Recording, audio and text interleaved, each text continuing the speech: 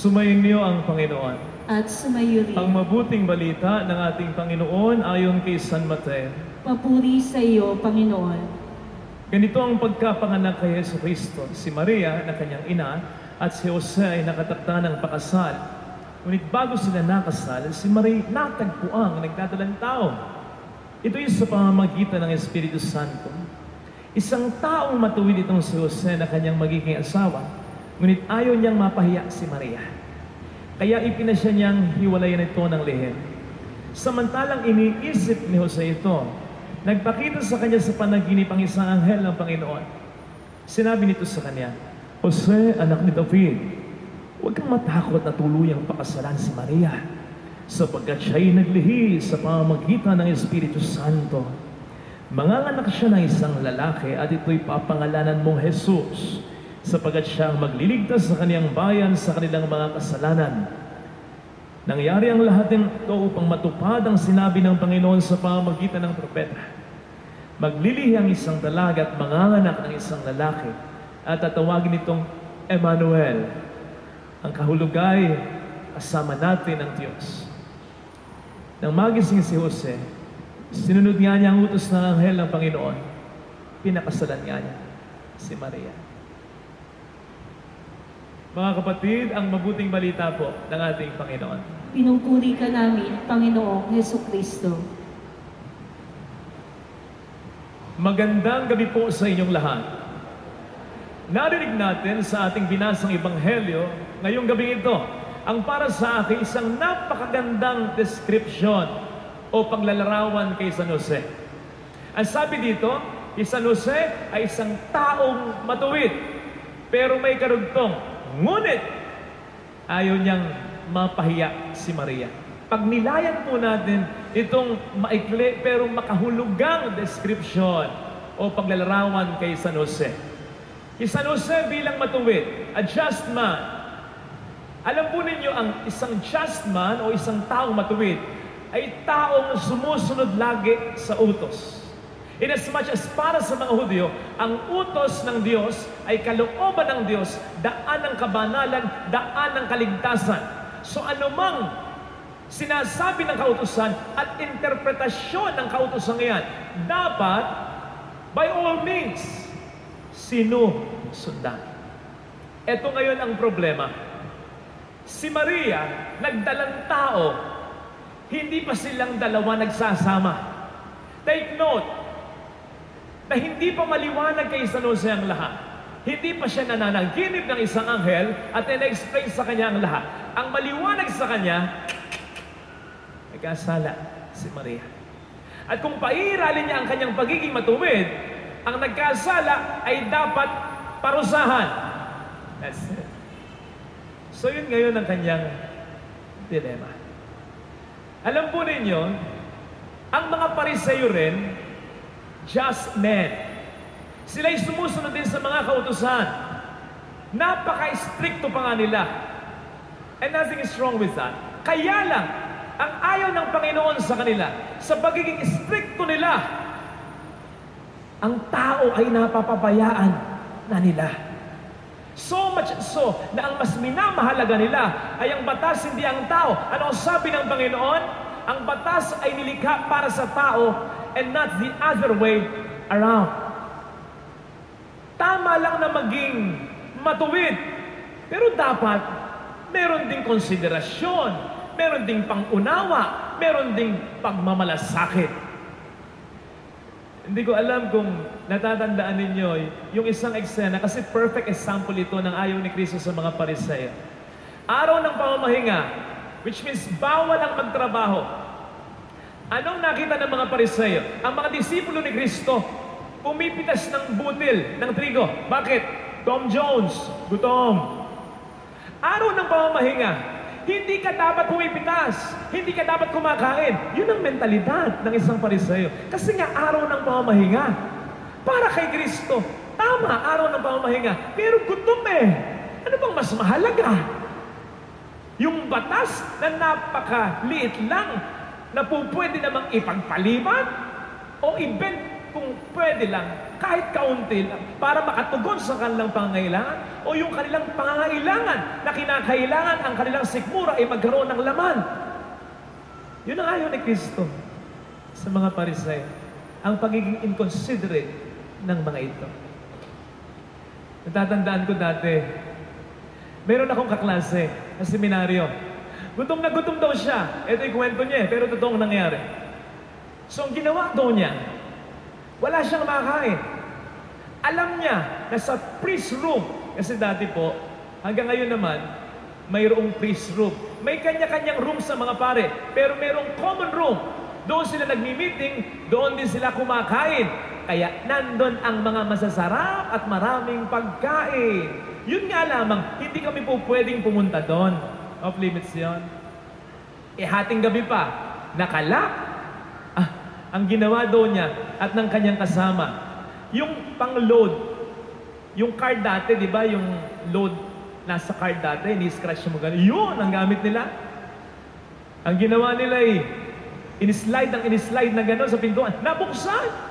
Pumasok silang dalawa. Ayun, kumuha ng pagkain. Naglabas pa ng pagkain. Paglabas nila, wang, wang. Si Father. Ayun, patay. Wala na raw siyang nasabi kundi, pasensya na po. Gutom na gutom lang po. Sabi ni Father, pasok kayo. Mas lalo silang kinabahan. Kasi baka sila'y pagalitan. And to their surprise, si Father pumunta ng kitchen. Kumuha pa ng ibang pagkain at sinabi sa kanila, o ito pa, kain pa. Huwag nyo nang uulitin, hindi kayo nagpapaalam ha, kain pa. See? Kung ang paiiralin ni Father ang kanyang pagiging matuwid, nako, serious offense yun pag nanakaw yun eh. Kung pwedeng mapalabas o ma-heavy warning ang mga seminarista dahil doon. Pero ang pinairal ni Father ay ang kanyang malasakit. Ganon si San Jose.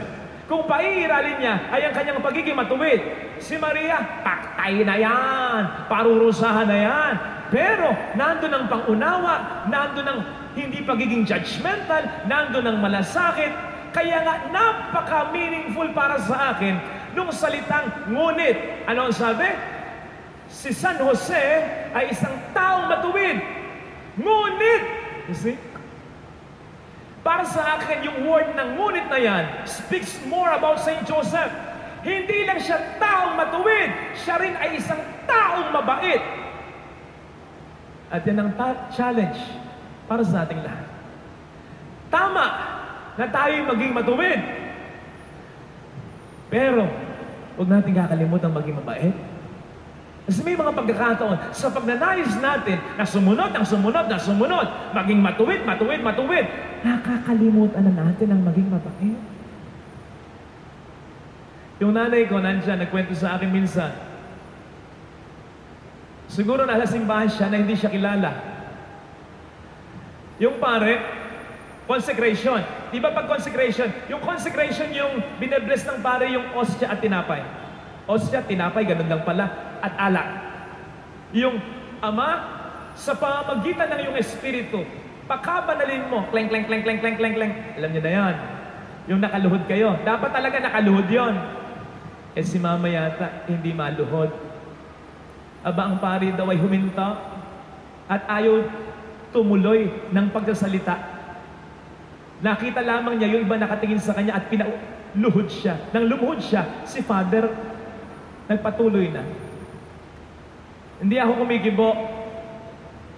In fact, binigyan ko ng katwiran yung pare. Pero sa loob-loob ko, tama, sa consecration dapat lahat lumuhod. Pero paano ang tulad ng nanay ko? Hirap, lumuhod. At porke ba nakatayo? Wala nang respeto? Wala nang paggalang? Eh baka kung minsan, kung sino pang nakatayo, siya pang mas may respeto kaysa sa nakaluhod.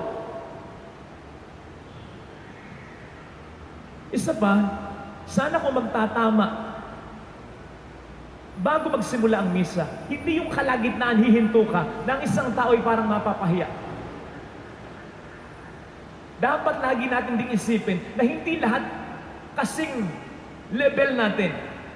Yung naintindihan natin, hindi kung minsan naintindihan ng kapwa natin. Ipaliwanag natin, pero wag natin hahanapin lagi ang ating sarili sa kapwa natin. Ako, hanggat maaari, ayoko nagkakasal sa Maynila. Ang daming stricto dyan. Aba, ganito lang dapat ang oras ng kasal. Hindi dapat lumampas. Kaya ang kasal dyan, madalian. Tandaan yung maganda ang kasal kapag maganda ang misa. Gustong-gusto nyo nagpapakasal. Napakabilis. Inaapura ang misa. Kaya ngayon ko pa doon, bawal kumanta ng mga hindi liturgical songs. O sige na, misa nga eh. Dapat talaga liturgical. Pero kasal yun eh. Baka naman po pwedeng kahit isang kanta lang. Pwedeng maging secular song. Kasi isipin po ninyo, maghahalikan yung dalawa. Palakpakan natin ang bagong kasal. Baka palakpakan, humalik na si groom kay bride. Ano tugtog? Kunin mo, O Diyos, at tanggapin mo. O ano pa? Baka gusto nyo, hindi kita malilimut. Di ba ang pangit? Di ba mas maganda kapag pinakilala as husband and wife, palakpakan po natin ang bagong kasal. Group, you may now kiss the bride. At ngayon, nandyan ka na, di mapaliwanag ang nadarama. Handa ako. Di ba mas maganda yun? Isang kanta lang naman. Di pa mapagbigyan. Naka-attend nga ako dati eh. Di pa ako pari nun. Kaibigan ko kinasal. Pagkatapos ng misa, walang kiss the bride. Kaya yung kaibigan ko at yung asawa niya, pagkatapos ng misa, talikod yung pare. Silang dalawa, nakaganon.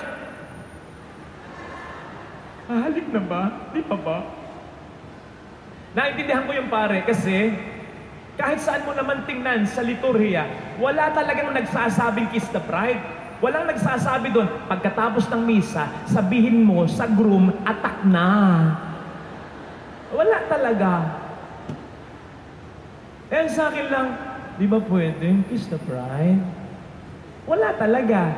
Dagdag mo lang, kunti lang naman yun. Effort ba yun? Porque wala tayong nakahalikan, ayaw mo nang nakakakita na naghahalika? Sana you're getting my point. Okay na maging matuwid, pero sana huwag kakalimut ng maging mabait. Yung kaibigan ko, ang negosyo niya, nagpapalinis sa mga bote. Nakabasag ng isang paleta ng bote yung boy niya. Ang reaksyon niya agad, iawa sa sweldo. Awas agad? Sabi ko, paano kung hindi sinasadya? Di ba accidents happen anytime? Kahit nag-iingat ang may katawan? Warningan mo, pero hindi ganun agad. Agad-agad. Ang sabi mo sa tatay mo, tigilan mo paninigarilyo mo. Pag nagkasakit ka, alam ko, bahala ka sa buhay mo. Hindi tumigil, nagkasakit. Pababayaan mo? Sabi mo sa kapatid mo, huling utang mo na yan. Dati nagipit, umutang sa'yo, hindi nagbayad. Nagipit uli. Hindi mo na pautangin kahit konti? Ayan ang nanay ko. Ang sabi ng nanay ko sa amin dati, puro kayo lalaki.